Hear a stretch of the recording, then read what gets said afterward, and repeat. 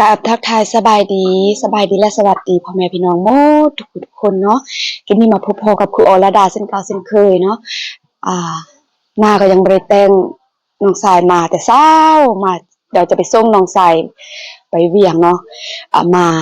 ลิ้นบุญปีใหม่ลาวอยู่บ้านแล้วก็กลับไปเวียงแล้วก็จะมาฝึกงานเนาะฝากทุกคนกดติดตามเป็นกำลังใจให้ครูอด้วยเนาะกดติดตามกดกระดิ่งแจ้งเตือนทั้งหมดเพื่อจะบ่ได้พลาดคลิปต่อไปเนาะทุกคนฝากกดไลค์กดแชร์เนาะฝากสมโฆษณาซ่องของคอยจบเนี่ยให้เบิ่งน้องสายนี่เลยสบายดีสบายดีพี่อายคนพี่อายสบายดีทุกคน ประจำไว้อย่างพี่อายไป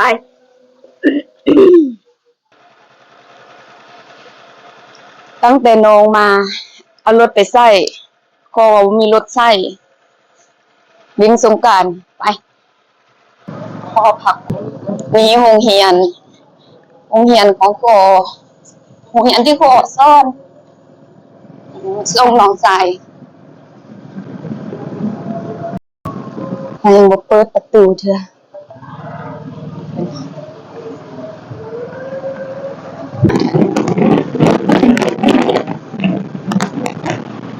กลับมาทางนี้ทางขั้วไปตรงนี้ซ้ายมีรถด้วยถ้าไปทางนี้ไปทางขั้วนี่ไปทางคิวรถไปทางกลางแพร่ง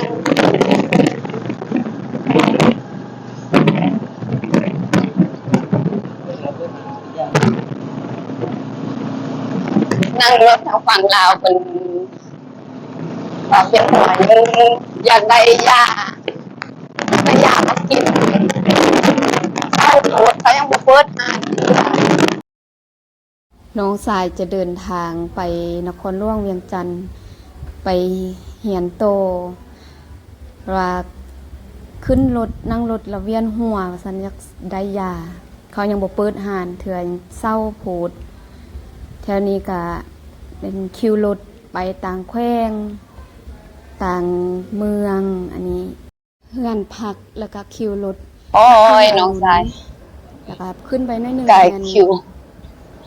ตลาดซีดอนมีมันจะเป็นคิวรถมี2บ่อนเนาะอยู่ฝั่งตรงกันข้ามคุณก็มีบ่อนนึงเดี๋ยวไปถามเขาให้ถามทางเอาไปซื้ออันมีรถไปต่างเมืองต่างแขวงทางนี้ก็ต่างแขวงคือกันแต่ว่าต้องไปซื้อฝั่งตรงกันข้ามนี่เห็นน่ะ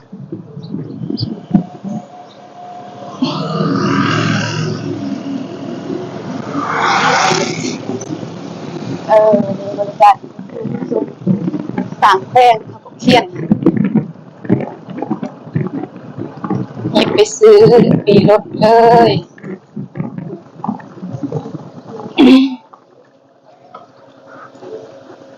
นาเตยไว้นาเต้ยลงไปต่อคิวลืมไปซื้อปีก่อนไปซื้อปีรถก่อนต่อคิวต้องต่อคิวเด้อ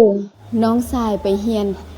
ปีหนึ่งกับบ้านเทื่อหนึ่งกับช่วงปีใหม่หรือว่าสงกรานต์ภาษาไทยเอิ้นสงกรานต์ศาลากับบุญปีใหม่จักโมงเดี๋ยวนี้ตอนนี้เรามาต่อคิวสลามเดี๋ยวนี้เรามาต่อคิวกำลังสิไปนครหลวงบรรยากาศก็สิประมาณนี้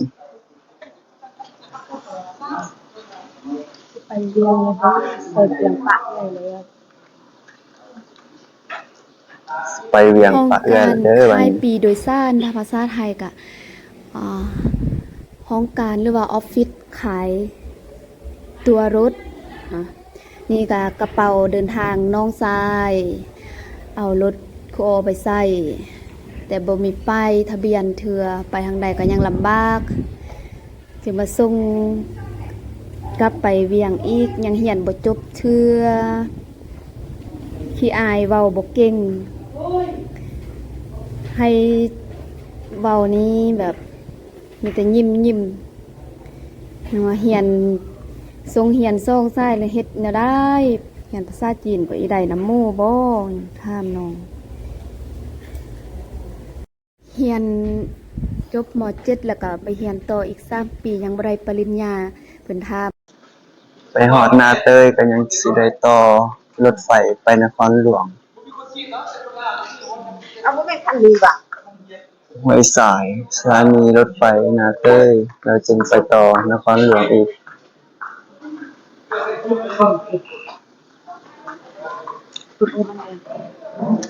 เลยใกล้สิฮอด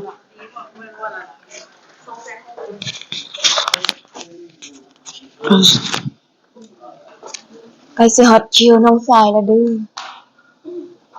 เวลาโทนขี้อายตอนนั้นไปส่งไปเรียนฮอดเพียงนี่คือกับมัน คนเขาบ่เคยเข้ากล้องเนาะ คนบ่เคยเข้ากล้องอัน ขอบใจ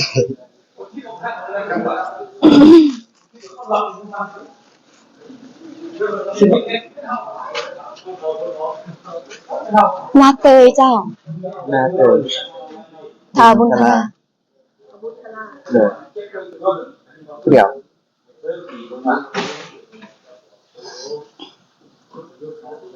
จากห้วยทรายไปนาเตย260,0003เลย3เส้น ตอนกลับมาก็ ก็ดี โอน เนาะ ให้ตอนกลับไปก็ให้เงินสดทั้งซื้อก ระเป๋า ค่ารถให้ทั้งสิโอนให้อีกยามใดน้องสายสิจบแล้วก็ยังอยากไปเรียนต่ออีก อืม 2516 ออกจากโมง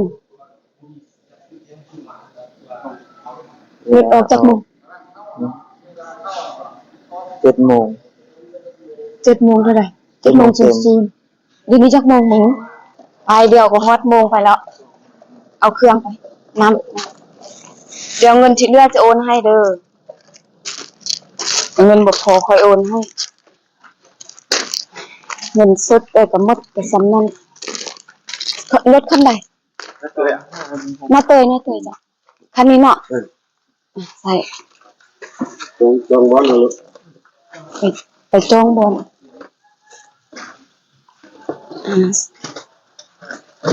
ใส่กระเป๋า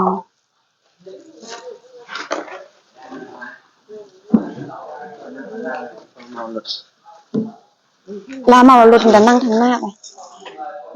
นั่งข้างบนเด็กบอกฮะขอบใจเลยน้องสายว่าซอกยาว่าซั่นมันเมารถเบิ่งยาหันไปลืมได้ซาร่าถ้าว่าเวกินเอาอันไปซื้อยาห้าม5คันใดก็ซื้อได้แล้วยาจะขึ้นรถแล้วก็กินเลยหัวเงินถ้าบ่พอเดี๋ยวโอนให้เด้อคุณ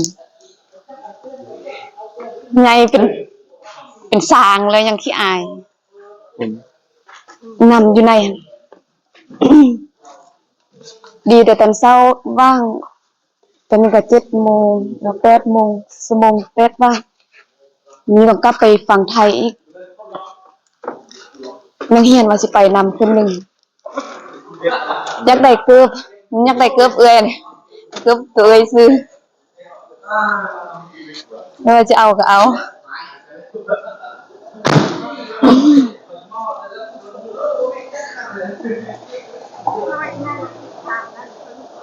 อยากได้ของนะรถค่อยจะเทขึ้นอย่างเมื่อกี้นะบนนั่งนะ อ้วนรถแบบนี้นะค่อยขี้นี่บ่ได้เลยบินหัว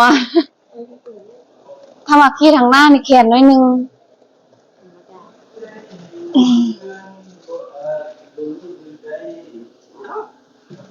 ลองบอกอายเอื้อยๆเบิ่ง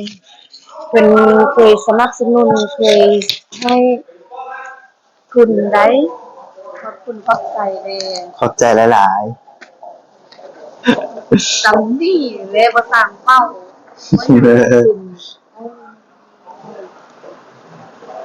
อันนี้เป็นเรียกนั่นแหละ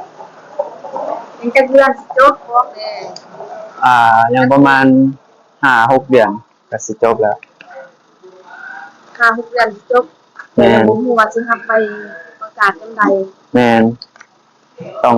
ไปกลับไปฝึกงาน3 เดือนแล้ว จึงกลับมาทำใบประกาศมาเขียนบท ภาษาจีนภาษาจีนจบแล้วแต่ว่ายังไม่ทำใบประมาณเดือน 6บ่ได้แนะนำซื้อบ่ซื้องาน สบายดีซื้อน้องชื่อว่าบุญธราเนาะ เป็นลา เป็นลาก็ได้ เป็นน้องลาของเอื้อยอรดา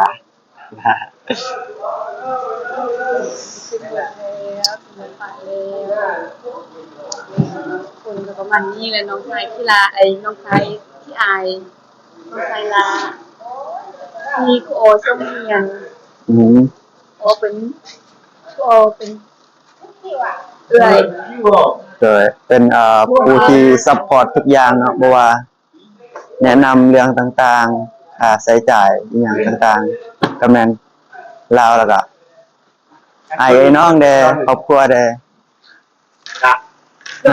น้องชายก็ นั่งทางนั้น เจ้าไปนั่งตรงกลางเด้อ ก็ลอยนะ ไอ้ผู้หญิงนั่ง เป็นไรดี ฮอดโมงแล้ว ทั่วหา ใกล้สิฮอดโมงแล้ว แล้วก็คือแบบไทยมันจะมีคือ แล้วชื่อพี่ไม่ชื่อพี่ ทุกคนได้สิไปแล้วก็แบบเลี้ยงหัวเมื่อไรซื้อยาห้ามหางให้ซื้ออยู่ฝั่งไทยมันมีแล้วคุณจะมีเนาะสมมติว่าห้ามนั่ง4-6จะนี้เขาก็ต้องได้นั่ง4-6มันจะบ่ได้จองว่าถ้าต้องนั่งบ่นี้ต้องนั่งใต้ตัว มีคนบ่มีคนเขาก็ต้องไปนั่งบนที่เขาให้เขานั่งอยู่ได้ถึงรถสิบ้างจังใดเขาก็ต้องได้ไปนั่งบ่ได้กวนนี่ก็คือว่าโชคดีแล้วได้นั่งข้างหน้าเนาะ สิรอดบ่น้อ เดี๋ยวสิได้กลับก่อน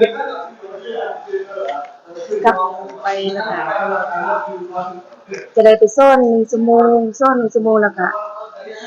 เดี๋ยวเราก็จะได้โคบเข้าตำแหน่งกับบ้างก็จะไปฝั่งไทยนักเรียนอยากไปนำคุณที่พานักเรียนไปอยากไปเบิ่งเซเว่นว่าซั่น อยากเบิ่งเซเว่นอยากเห็นเซเว่นบ่เคยเห็นเซเว่นจักเทื่อนั่นอยากไปเห็นรถตัดเทอแล้วก็พานังพูดไปแล้วก็เขาเห็นก็อยากไปเอ้ยจะกลับไปเด้อมีหยังอยากบอกขอบคุณ ใจได้สักวันหนึง อ๋อตั้งใจเด้อ โดย ปรับปรุงปรับเปลี่ยนแดนขี้อายหันใหญ่เป็นสร้างแล้วยังขี้อายเฮ็ดบ่ได้อันใดก็เอื้อยบ่ได้ไดใหญ่แล้วทุกคนฝากกดติดตามกดกระดิ่งแจ้งเตือนทั้งหมดเพื่อจะได้พลาดคลิปต่อไปเนาะกดไลค์กดแชร์เป็นกำลังใจให้น้องชายได้มีซอกเงินให้ผู้นี้แหละ วันหนึงก็เรียนจบก็ยังบ่จบเทื่อจบแล้วก็บ่ได้ปริญญาเนาะมีแต่ สันสู้ สันสูงซื่อๆบ่แม่นปริญญา มีเงินก็ส่งได้เด้อ ถ้าเอื้อยมีเงินก็ส่งได้เด้อปริญญาว่าซั่น เพิ่นยังเรียนโตมันยังบ่อยากกลับโอเคเราต้องจบคลิปเพิ่นซะนี้ก่อนแล้วก็เข้ามาสบายดี ไปดี บายพบกันเนาะปัจจัยรถเอ้ยบ่มองปัจจัยรถเถื่ออยู่รถอ่ะกลับห้องเรียนก่อน